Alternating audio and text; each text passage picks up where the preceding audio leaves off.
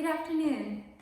Welcome to the Paris Salon, Age of the Romantic Virtuoso, as part of the Teachers College Columbia University Summer Concert Series on the Come Together Right Now website. My name is Megan Weston, and I am a master's student at Teachers College in Music and Music Education. I am also an instructor of voice and piano there. And this is my husband. Hello? Michael Fennelly. Today we're inviting you into our home, virtually, similar to the private salons of Paris in the 19th century, hosted by the most influential women of France. On a particular evening, you might hear Liszt or Chopin play one of their new pieces. You might hear Baudelaire recite some poetry, or you might have a conversation with Georges Sand. Our first piece is from Romeo et Juliet by Gounod.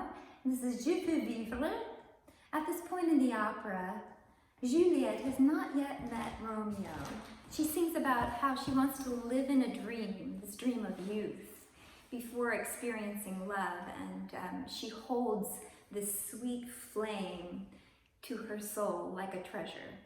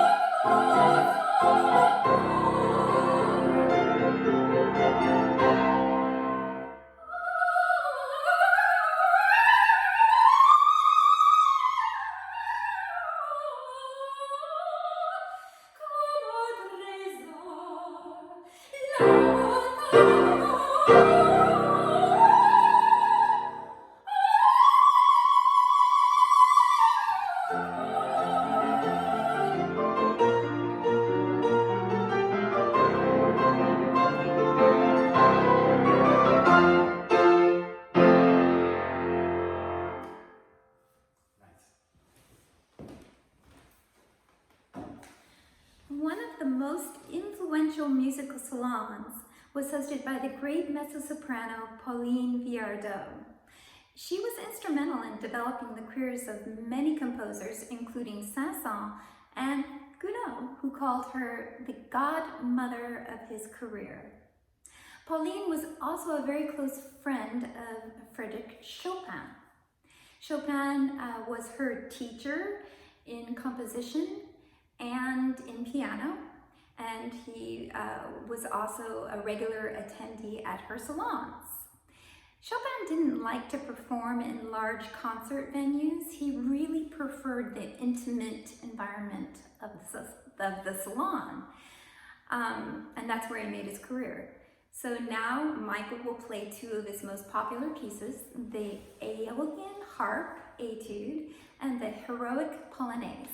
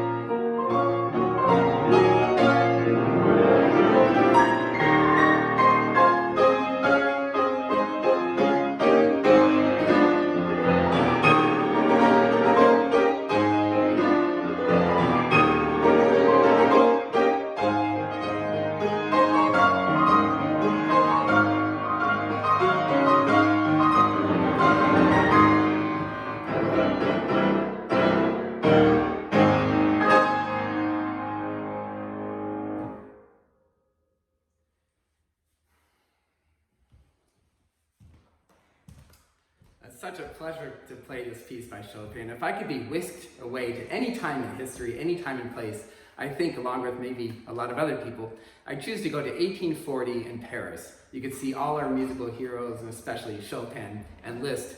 You know, they were great friends, and they played together all the time in the Paris Salon that Megan and I are talking about today. But also, they were neighbors. They just lived a few blocks away from each other. And I have this kind of imaginary, if I could walk down the street and see them, I could ask them a few questions, and I have an opinion about their personalities. You know, Chopin is always known as the poet, very sensitive, and Liszt, the big virtuoso, which is true.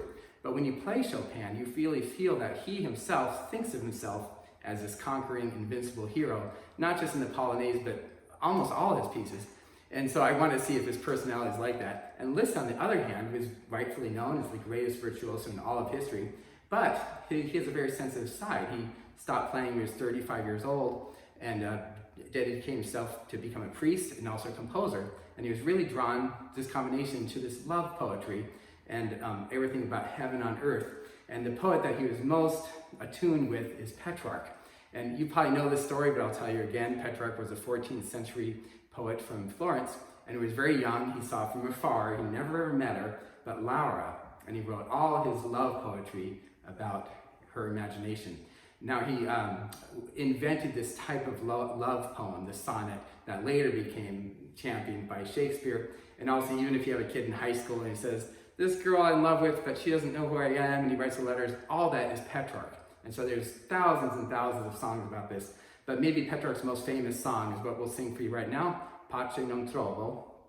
And it's basically saying, Petrarch's in love with Laura. He says, "Laura, I'm in love with you. Your love makes me burn with passion and also freeze with despair. I can soar over heavens, but I'm buried underneath in suffering. And I can't stand myself, but I love all of mankind. And because I love you, Laura, you've put me in this prison." It's a universal feeling we all feel, and he was the very first person to write this in history. We will perform Pace non trovo, poetry by Petrarch, set by Liszt, and then after that I'll play the Rigoletto paraphrase by Liszt. Here's Megan.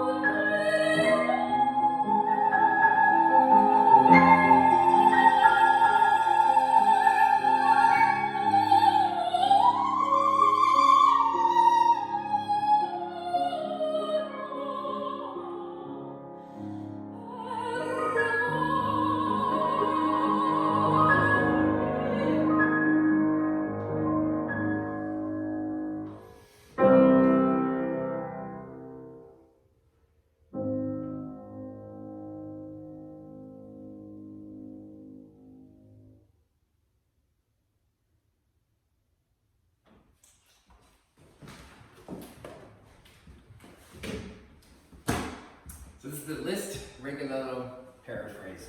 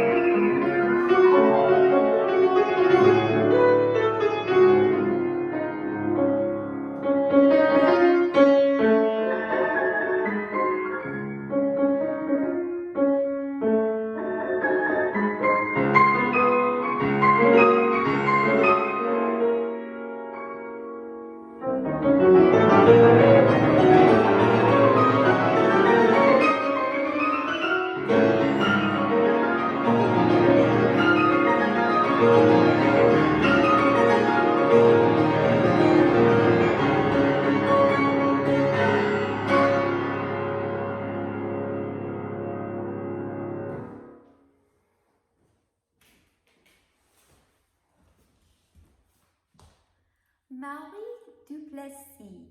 She was both a popular courtesan and she was also a hostess of an influential salon in Paris where politicians, writers, artists would meet. Duplessis was the mistress of Alexandre Dumas fils, who wrote La Dame aux Camélias, and that she is the main character, or the inspiration for the main character in that book, which in turn became the inspiration of La Traviata, so Violetta. So Dumas and Marie had an affair for around a year, and shortly after that affair ended, she met Franz Liszt. And like all women, she fell in love with Liszt. Liszt wrote about her as the most absolute incarnation of woman who has ever existed, so he liked her too.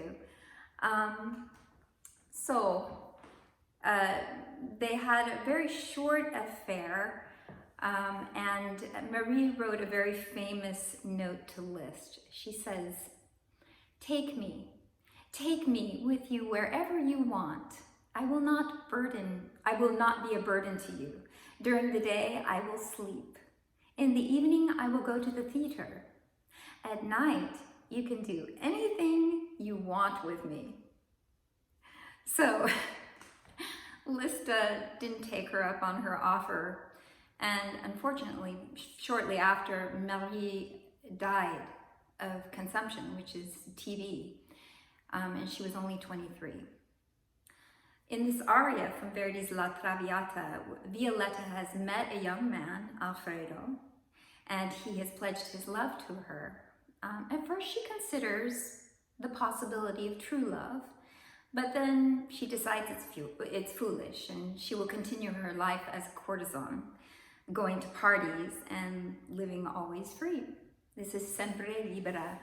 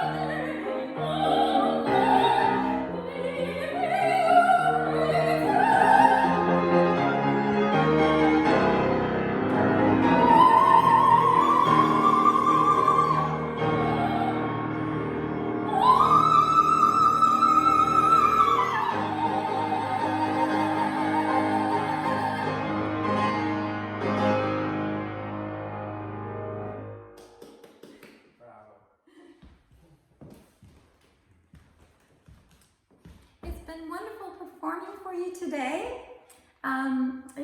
It's been our own Paris Salon here in our home. We'd especially like to thank Dr. Jeannie Goffey-Finn for inviting us. and also Stephen Cushman for all your technical support. Thank you all for joining us. It's been a lot of fun.